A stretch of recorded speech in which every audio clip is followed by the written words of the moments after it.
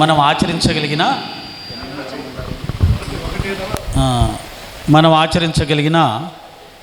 మన సనాతన ధర్మాన్ని, హిందూ ధర్మాన్ని ఆచరించిన వాళ్ళం అవుతాం, నిలబెట్టిన వాళ్ళం అవుతాం, మన తర్వాత తరాల వారికి అందించిన వాళ్ళం అవుతాం. ముఖ్యమైనవి ప్రొద్దున లేచిన వెంటనే భూమాతకు నమస్కారం పెట్టి మనం కాళ్ళు కింద పెట్టాలి. ఆ తర్వాత స్నానం చేసిన తర్వాత ప్రత్యక్ష దైవం అంటే సూర్యనారాయణునికి నమస్కారం పెట్టుకోవాలి.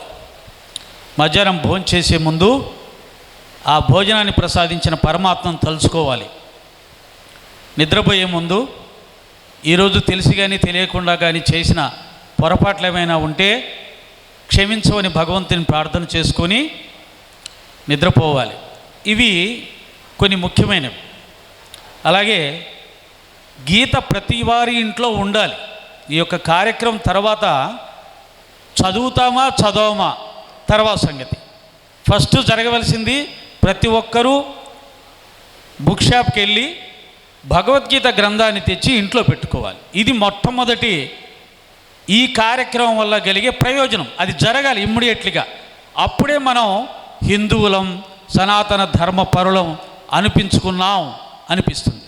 కాబట్టి ఆ పని మీరందరూ చేస్తారని ఆశిస్తాను. ఎందుకంటే ఇంతకుముందు గీతని పూజించే వాళ్ళంటే, నా ఉద్దేశంలో గీత పుస్తకాన్ని పెట్టి పూజిస్తున్నారని నేను అనుకోను. ఆ గీతను కనీసం అధ్యయనం చేయడమే, చదవడమే పూజ. అలా చేస్తున్న వాళ్ళు కొంతమంది ఉన్నారు.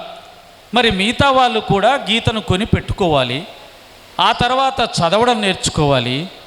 తమ పిల్లలకు కూడా దాన్ని చదివించే ప్రయత్నం గట్టిగా చెయ్యాలి. వారి సత్సంగం వల్ల ఆ ప్రయోజనం జరగాలి. ఎవరి దగ్గర నుంచైనా మనం ఏమన్నా తీసుకుంటే దానికి మనం కృతజ్ఞతగా మళ్ళీ ఏదైనా ఇవ్వాలి. ఆ ఇచ్చేదే ఇప్పుడు చెప్పినటువంటి ఆచరణ అని మీ అందరికీ తెలియజేస్తూ ఉన్నాను. తర్వాత వక్త శ్రీ మైనంపాటి గారు ఆత్మజ్ఞానం, దాని యొక్క ఆవశ్యకత, దాని గొప్పతనం, దాన్ని పొందే విధానాలు, వారి మాటల్లో ఇది పూర్తిగా ఒక మెట్టు పైకి మనకెంతవరకు అర్థమవుతుంది అనే ఈ రెండింటి మధ్యలో ఉంటుంది. ఎందుకంటే ఆత్మజ్ఞానం అనేది ఆ పదం వినటానికి కూడా ఎంతో అదృష్టం ఉండాలి. సత్సంగం అనే పదం వినడానికి కూడా ఎంతో అదృష్టం ఉండాలి. ఇంతకుముందు ఇటువంటి సత్సంగాల్లో పాల్గొన్న వాళ్ళు చేతులు ఎత్తండి. ఇంతకుముందు ఇటువంటి సత్సంగాల్లో పాల్గొన్నాం మేము అన్నవాళ్ళు చూడండి. కొంతమంది చాలా నెమ్మదిగా ఎత్తుతున్నారు, సగం పాల్గొన్నారా? కాబట్టి ఓకే, చాలా సంతోషం. ఎందుకంటే సత్సంగం అనేది వినాలి అంటే కూడా, సత్సంగం చెప్పాలి అంటే కూడా వినే వాళ్ళకు అర్హత ఉండాలి, చెప్పేవాడికి అర్హత ఉండాలి. ఈ రెండు కలిసినప్పుడే ఇది పండుద్ది. లేకపోతే సత్సంగం అంత బోర్ సబ్జెక్టు మరొకటి ఉండదు. కాబట్టి ఎర్రంశెట్టి సాయి బలవంతంగా రమ్మని పిలిచాడు, రాకపోతే ఏమంటాడో అని వస్తే వారికి సత్సంగం చాలా గుదిబండలా ఉంటుంది. కాబట్టి సత్సంగంలో ఎక్కువగా పాల్గొనండి. ఆ సత్సంగ ప్రయోజనం అనేది మీ జీవితాలనే మార్చివేస్తుంది. వారు చెప్పినట్టుగా ఈ జన్మ కాకపోతే మరికొన్ని జన్మలకైనా ఆ మోక్షాన్ని, ఆ పరమానందాన్ని, ఆ పరమ శాంతిని మనకు ప్రసాదిస్తుంది. అది చాలా లోతైన సబ్జెక్టు. ముఖతః కూర్చొని ప్రశ్నలు వేస్తూ జవాబులు పొందుతూ మళ్ళీ సంశయాల్ని, డౌట్స్ క్లారిఫై చేసుకుంటూ వెళితే అది కూడా సంవత్సరానికో 2 సంవత్సరాలకో ఒక అడుగు ముందుకు వెళ్ళే సబ్జెక్టే. కానీ మైకు పట్టుకొని ఉపన్యాసాలు చెప్తే వచ్చేది కాదు ఆత్మజ్ఞానం. అయినా అది మనకు పరిచయం కాబడుతుంది, దాని గొప్పతనం మనకు తెలియబడుతుంది. కాబట్టి ఇటువంటి కార్యక్రమాలను కూడా మనం ఏర్పాటు చేసుకోవాలని తెలియచేస్తూ శ్రీ మైనంపాటి గారిని వారి సత్సంగాన్ని కొనసాగించవలసింది కోరుతున్నాను. ఓం శ్రీ సాయిరామ్.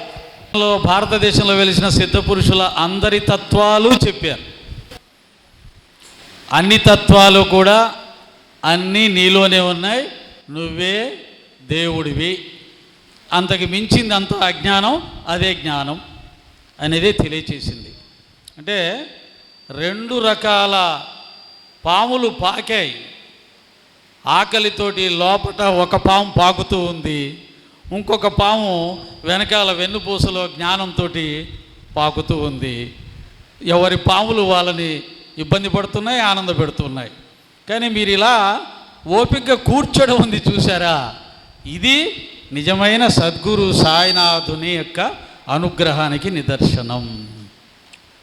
12:30 1 గంట కాగానే భోజనం చేసే మనందరం కూడా 10 గంటల నుంచి, ఇంకా కొంతమంది 7:30 8కి వచ్చారు, వాళ్ళకి శిరస్సు వంచి నమస్కారం పెట్టాలి. ఎందుకంటే సమయాన్ని వారు అంత గొప్పగా పాటించారు. ఇందాక అన్నారు ఆయన, కాలమే పరమాత్మ స్వరూపమని. ఆ కాలాన్ని వారు అంత గొప్పగా ఆచరించారు. 7:30 8కి వచ్చి ఇప్పటిదాకా కూర్చున్నారు. అందుకనే నేను ఎప్పుడూ చెప్తుంటాను, మళ్ళీ చెప్తున్నాను, మన పూర్వజన్మ కర్మానుసారంగా మన సంస్కారాలు నడిపిస్తూ ఉంటాయి. అందరూ వెళ్ళిపోయి ఆ ఒకే రకమైన దీక్షతో ఆ మోక్షాన్ని పొందాలనేది ఎప్పుడూ ఉండదు. కానీ దానికి కావలసిన శ్రద్ధ అనేది ఇటువంటి కార్యక్రమాల ద్వారా మనలో ఏర్పడుతుంది. కనుక 1వ తరగతి లేకుండా మనము డిగ్రీలు పీజీలు సాధించడం కుదరదు. కాబట్టి ఇవి ఒక్కొక్క స్టెప్పు మనని దాటిస్తూ ఉంటాయి, ఎక్కిస్తూ ఉంటాయి. ఏది ఒక్కసారిగా రాదు. పండు దగ్గరికి వెళ్ళి, చెట్టు కాసిన పండు దగ్గరికి వెళ్ళి తొందరగా పండు అని మనం ఎంత మొత్తుకున్నా అది ఎప్పుడు పండాలో అప్పుడే పండుతుంది. కాబట్టి మనందరం కూడా ఆ మార్గంలో ప్రయాణం చేయాలనే సంకల్పం చేసుకున్నాం. ఆ శ్రద్ధాభక్తులు నేర్చుకుంటున్నాం. నిజంగా ఈ తల్లులు ఉన్నారంటే వారు చెప్పినట్టుగా రోజంతా కూడా వంట వార్పు చేసుకుంటూ, ఇంటి పనులు చేసుకుంటూ, భర్త పిల్లలు వీళ్ళందరినీ చూసుకుంటూ ఉండే వాళ్ళకి మోక్షము, దానికి సంబంధించినటువంటి జ్ఞానము వస్తుందా, రాలేదని మనం వాళ్ళని ఏమన్నా అనడానికి అవకాశం ఉందా? కాబట్టి వారి కర్మనే పరమాత్మ స్వరూపంగా భావించి దాన్నే ప్రేమిస్తూ ఆ చేస్తున్న పనిలోనే రామనామమో మీకు ఇష్టమైనటువంటి భగవన్నామమో జపించుకుంటూ వెళితే అది యోగంగా మారుతుంది, అది మోక్షాన్ని ప్రసాదిస్తుందని ఋషులు మనకు సులభమైన మార్గం ఇచ్చారు. పురుషులైనా ఎవరైనా సరే తాము చేసే పనినే పరమాత్మ స్వరూపంగా భావిస్తూ భగవన్నామస్మరణ చేస్తూ పవిత్రమైనటువంటి మనస్సుతో, ప్రేమతో, శ్రద్ధతో ఆ పని చేసినప్పుడు ఆ పనిలోంచి ప్రతి వ్యక్తి దివ్యానందాన్ని పొందుతాడు. అదే బాబా చెప్పాడు, శ్రద్ధ. ఏ పని చేసినా శ్రద్ధతో, శ్రద్ధ ఈజ్వల్ టు ప్రేమ. ప్రేమ ఎక్కడైతే ఉందో అక్కడ ఆనందం సహజంగా వస్తుంది. కాబట్టి చేసే విధానాన్ని కనుక తెలుసుకొని చేస్తే ప్రతిదీ బ్రహ్మానందాన్ని ప్రసాదిస్తుంది అనే విషయాలు కూడా మనం ఇక్కడ తెలుసుకొని ముందుకు వెళ్తాం. మరి బాబా గారికి భోజనం వచ్చిందా? అందుకనే ఈ సత్సంగం ఇంత లేటు కావడానికి కారణం ఏంటంటే భోజనం కూడా లేట్ అవుతుందిరా అని బాబా గారు ఈ కార్యక్రమాన్ని ఇప్పటిదాకా జరిపించారు. అలాగే నా కోసం మీలో ఎంతమంది శ్రద్ధగా ఆకలిని సైతం భరించి, 2 సందర్భాలు ఉంటాయి. ఒకసారి బాబా గారు ఏం చేస్తారంటే, ఒక వ్యక్తికి బాగా ఆకలేస్తుంటుంది. అతని ఆకలి గ్రహించిన బాబా నువ్వు వెళ్ళి భోంచేసి రాపో అంటాడు. అక్కడికి వెళ్తే అతను భోజనం పెట్టనంటాడు. ఎందుకని? ఇంకా హారతి కాలేదు, హారతి కాకుండా నేను భోజనం ఎందుకు పెట్టను, నీకెప్పుడు తిండిగోలోనా పో అని అరిశాడు. అప్పుడు అతను వచ్చి, బాబా హారతి అయ్యే వరకు భోజనం పెట్టనంటున్నాడు అంటే బాబా అంటాడు, నువ్వు తిన్నాకే హారతి జరుగుతుందని వాడికి చెప్పు అంటాడు అన్నమాట. అంటే అది బాబా గారి యొక్క తల్లి ప్రేమ, తండ్రి ప్రేమ. తన బిడ్డకు ఆకలేస్తుంటే హారతితో పని ఏంటి అని చెప్పి ముందు మానవత్వం, అదే మానవత్వం. కాబట్టి వెళ్ళి అప్పుడు భోజనం పెట్టాడు. భోజనం తిన్నాకని హారతి జరిపించాడు. ఇక్కడ ఆచారం సంప్రదాయం ముఖ్యమా, మానవత్వం ముఖ్యమా అని తీసుకున్నప్పుడు బాబా గారి దగ్గరలో మానవత్వమే ముఖ్యమని చెప్పాడు. ఇంకొక చోట టయానికి ఆకలి భోంచేస్తాడు, వాడికి ఆకలి కాకుండా టయానికి భోంచేస్తాడు. కాబట్టి వాడు ఏం చేశాడు, 12 కాగానే భోజనం ఏది, అన్నం ఏది, 12 అయింది, ఎంతసేపు, ఇంత లేట్ అయితే ఎలాగా అని అరుస్తున్నాడు. అప్పుడు వాడిని పట్టుకొని బాబా ఏమన్నాడంటే, ఎందుకురా అలా గొంతు చించుకుంటావు, నేను ఒకప్పుడు వేపాకు తిని కొన్ని సంవత్సరాలు బ్రతికాను, అన్నం కోసం అంత అల్లల్లాడుతున్నావు ఎందుకు అని చెప్పి అరిశాడు. అంటే మనిషి యొక్క వ్యక్తిత్వాన్ని బట్టి గురువు బోధ ఉంటుందని తెలుస్తుంది. ఇప్పుడు మనందరం బాబా పెట్టిన పరీక్షలో గెలిచాం. ఆకలి అవుతున్నా సరే ఈ మహానుభావులు చెప్పినటువంటి ఆ అమృతమైనటువంటి వాక్కులు, జ్ఞాన సంబంధమైన వాక్కులు అర్థమైనా కాకపోయినా దానికి విలువ ఇచ్చాం చూడండి, అదే మన అర్హతను తెలియజేస్తుంది. ఇప్పుడు బాబాగారి ప్రసాదం. ఓం శ్రీ సాయిరాం. ఈ ప్రసాదం అయ్యాక మనం అందరం భోజనానికి వెళ్దాం. భోజనం తర్వాత మా కర్లపూడి కృష్ణ గారి సత్సంగం ఉంటుంది. ఆ తర్వాత బాబాగారు అనుమతితో నా సత్సంగం ఉంటుంది. ఈ రెండు సత్సంగాలు కొద్దిగా ఉదయం జరిగిన సత్సంగాలు కాస్త భిన్నంగానే ఉంటుంది. మన పెద్ద ఆయన చెప్పినట్టుగా కాస్త లౌక్యంతో కూడి ఉంటుంది. ఎప్పుడు ఎవరికి ఏది ఎలా చెప్పాలో అలా చెప్పబడుతుంది.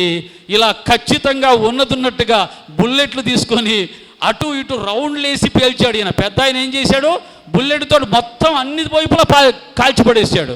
మా మైనంపాటి గారు సూటిగా అందరికీ సూటిగా బుల్లెట్ పేల్చాడు. ఈ రెండు గన్నులు, మధ్యాహ్నం గన్నులు కాస్త లౌక్యంతో ఉంటాయి కాబట్టి మీకు కొద్దిగా హ్యాపీనెస్ కూడా ఉంటుంది, భయపడాల్సిన అవసరం లేదు. కృష్ణ చెప్పినట్టుగా చెప్పాలంటే ఇప్పుడు సత్సంగానికి వచ్చిన వాళ్ళందరూ మధ్యాహ్నం కూడా వచ్చి ఎవరి ప్లేస్లో వాళ్ళే కూర్చోండి. ఇప్పుడు వచ్చిన వాళ్ళు మధ్యాహ్నం రాకపోతే ఆ ప్లేసు బాబా ఐడెంటిఫై చేస్తాడు. కాబట్టి రాకుండా ఉంటే బాబా దగ్గర ఆబ్సెంట్ పడుతుంది. ఇంకొక తమాషాగా చెప్పుకుందాం. సాయంత్రం 5 గంటల దాకా కార్యక్రమం అయిపోయే వరకు ఉన్న వాళ్ళకి 1 తులం బంగారం ఇవ్వబడుతుంది. అంటే ఎవ్వరు వెళ్ళరు కదా, కానీ ఇక్కడ అదేమి ఇవ్వరు, బాబా అనుగ్రహం ఇవ్వబడుతుంది. ఈ రెండిట్లో ఏది ముఖ్యమో మీరే తెలుసుకోండి. ఓం శ్రీ సాయిరాం. మన ఇంటికి వచ్చిన వాళ్ళకు భోజనం పెట్టి వాళ్ళు తిన్న తర్వాత ఆ తర్వాత మనం తింటాం. ఇది మన సంప్రదాయం. మన సత్సంగం అయిపోగానే మన సత్సంగ సభ్యులు మనం అందరం వెళ్ళిపోతే ఎలా ఉంటుందంటే మన భోజనం మనం తినేసి వాడికి భోజనం పెట్టకుండా వెళ్ళిపోయినట్టు ఉంటుంది అన్నమాట. అందుకని కొన్ని అలాంటి పద్ధతులు లేకుండా చక్కగా అందరి సత్సంగాలు శ్రద్ధగా వినే అలవాటు చేసుకోవాలి. ఎందుకంటే ఎవరి దగ్గర నుంచి ఎటువంటి వాక్యం వస్తుందో, ఎటువంటి జ్ఞానం అందించబడుతుందో తెలియదు. మనము బావిలో కప్పల్లాగా నా జ్ఞానమే గొప్పది, నాకు చెప్పేవాడే గొప్పవాడు అని అనుకున్నామంటే ఎప్పుడు కూడా ఎదగలేం. కాబట్టి అన్నీ తెలుసుకోవాలి, అందరివి వినాలి. అప్పుడే అసలైన సత్యం అనేది విశాలంది. సత్యం జ్ఞానం అనంతం. అంటే జ్ఞానం అనేది అనంతం, దానికి ఎండ్ అనేది లేదు, అన్లిమిటెడ్ అది. అటువంటప్పుడు నేను చెప్పేదో మరొకరు చెప్పేదో ఇదే ఇక అల్టిమేట్ అనుకుంటే అది మళ్ళీ అజ్ఞానం అయిపోతుంది, అహంకారం అయిపోతుంది. కాబట్టి ఈనాటి కార్యక్రమానికి మొట్టమొదటి వక్తగా ఉన్నటువంటి శ్రీ కర్లపూడి కృష్ణ గారిని వేదిక మీదకి రావాల్సిందిగా ప్రార్థిస్తున్నాను. ఓం సాయిరాం.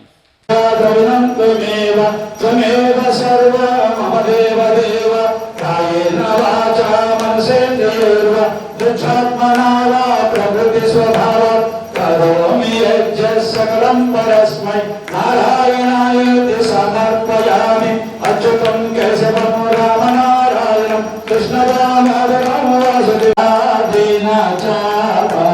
निर्मल यशोकं पादविमाधवाय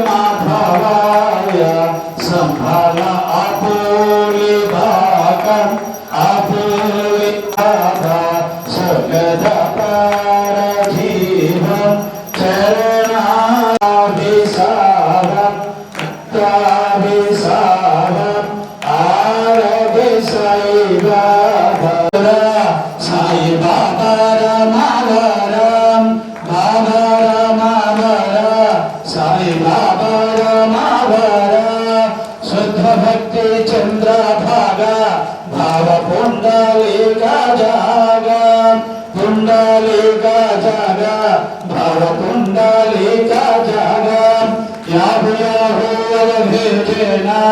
करुणावंशी वंदना साई से वंदना करुणं त्वमेव सर्व मम देव देव कायेन वाचा मनसेन्द्रियैर्वा दुःखात्मना वा प्रकृति स्वभावात् करोमि यज्ञ सकलं परस्मै नारायणाय